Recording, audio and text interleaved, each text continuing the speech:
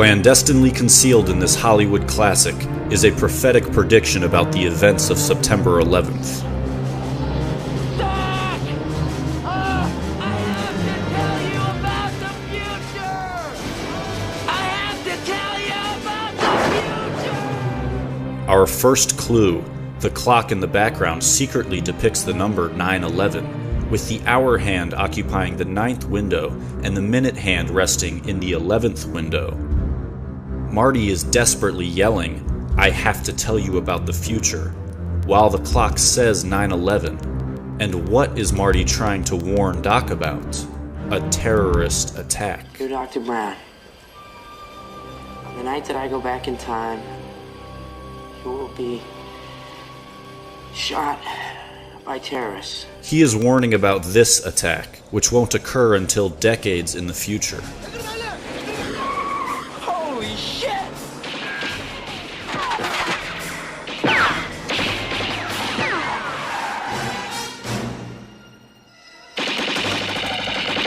The terrorist ambush occurs here, in the parking lot of the Twin Pines Mall. Of the multitude of names that this scene could have had, why is it called the Twin Pines Mall?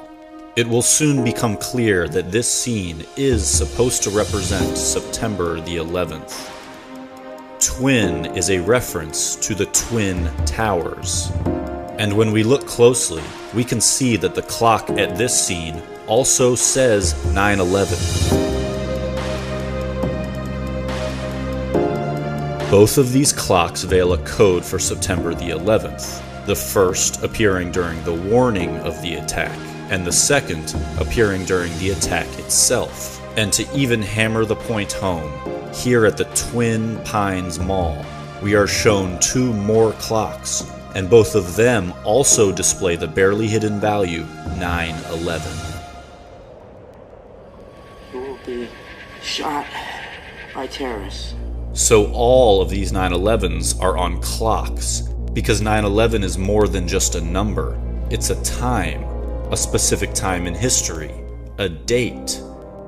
It appears on clock after clock, while Marty frantically warns about an impending event in history. These clocks are denoting the date of that event, while terrorists are attacking. And what about these terrorists? Because terrorists can come in many forms, look any different way, be from any part of the world. But these terrorists happen to share the same ethnic roots as the alleged 9/11 hijackers, and stage their ambush at the Twin Pines Mall. We can be certain that Twin is made to represent the Twin Towers, because after the terrorist attack occurs, the word twin is removed. Prior to the terrorist attack, there are twin monuments. After the terrorist attack, there is only one monument. There are no more twin towers, twin monuments, twin pines. They're gone. And a single monument takes their place. The single monument now at Ground Zero is the One World Trade Building. The twins are gone, and the lone, or one, now stands. It is incontrovertible that this film is riddled with 9/11 symbolism. But symbolism aside, what if there was a literal depiction of the Twin Towers that showed them collapsing? This in fact does occur in the movie. We will see it at Marty McFly's future house. I don't believe it. I live in Hilldale. This is great. Way to go. Marty, stay here. Change clothes. If I need you, I'll holler. Oh, come on, Doc. I want to check out my house.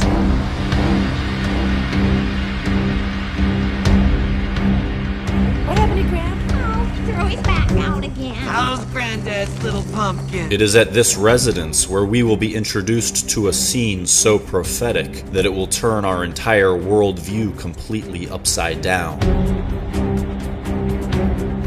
As are all other clues in this movie, the Twin Towers are discreetly hidden. You can only spot them by intently analyzing the background. I can't believe this window's still broken. Well, when the scene screen repairman... So it's official that in this movie littered with 9/11 symbolism, the Twin Towers themselves managed to make a secret appearance. And we know that the Twin Towers' presence is not an accident, because the rest of Manhattan Island also takes shape in this scene with the Statue of Liberty. Why is it here at all, and why is it hidden? Why would the director be compelled to hide a replica of Manhattan Island here in the McFly's living room? First, we should keep in mind that this movie surrounds a Middle Eastern terrorist attack with symbolic 9/11s, so the mere fact that the Twin Towers themselves also appear in this film is indescribably alarming. But it's not just their appearance that's alarming. If we alter our perspective by turning the scene upside down, we can illuminate what is being expressed. The towers are falling.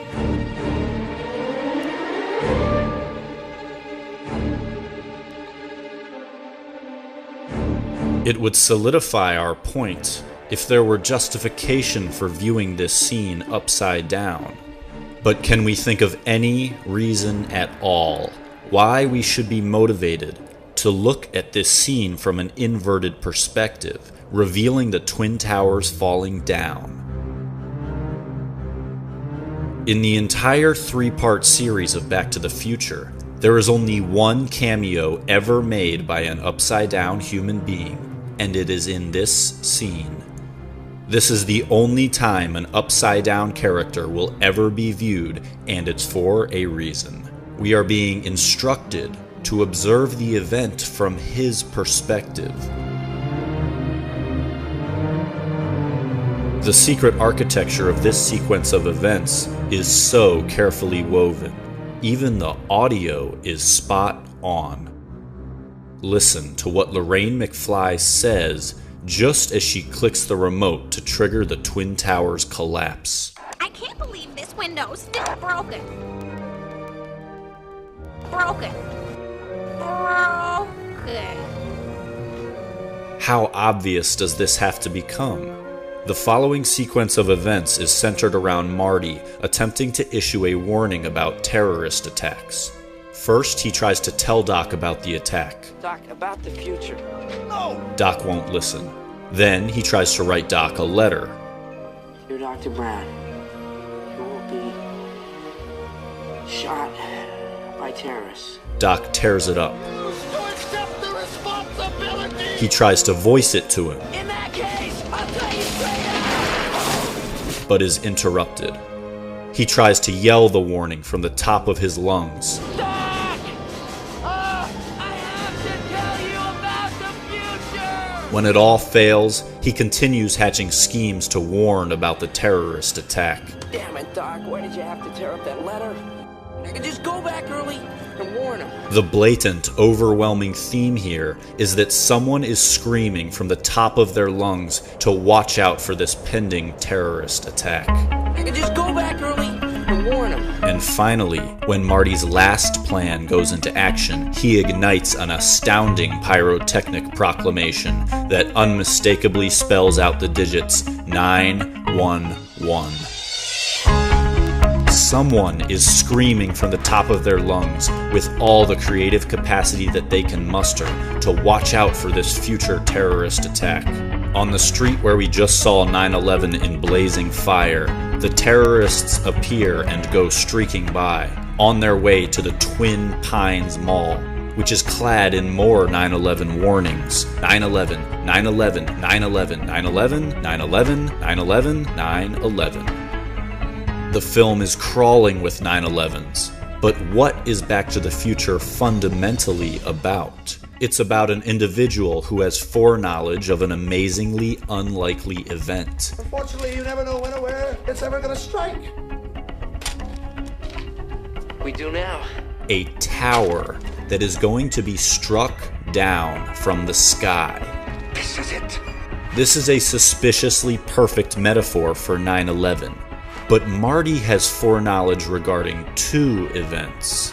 One is a Middle Eastern terrorist attack, and the other is a tower being destroyed. It doesn't take the greatest of artistic imaginations to superimpose his two warnings.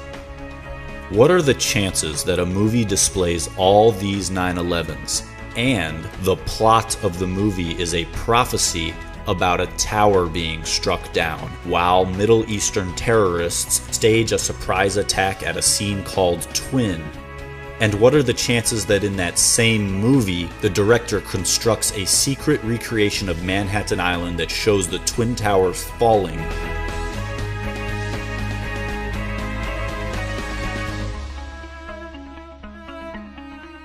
But how does Marty know about this tower being destroyed? He acquires this information about when and where the strike will happen via this flyer from this woman. Take a look in the background, where you'll see the actual, all-seeing eye of the Illuminati. You never know when or where it's ever gonna strike. We do now.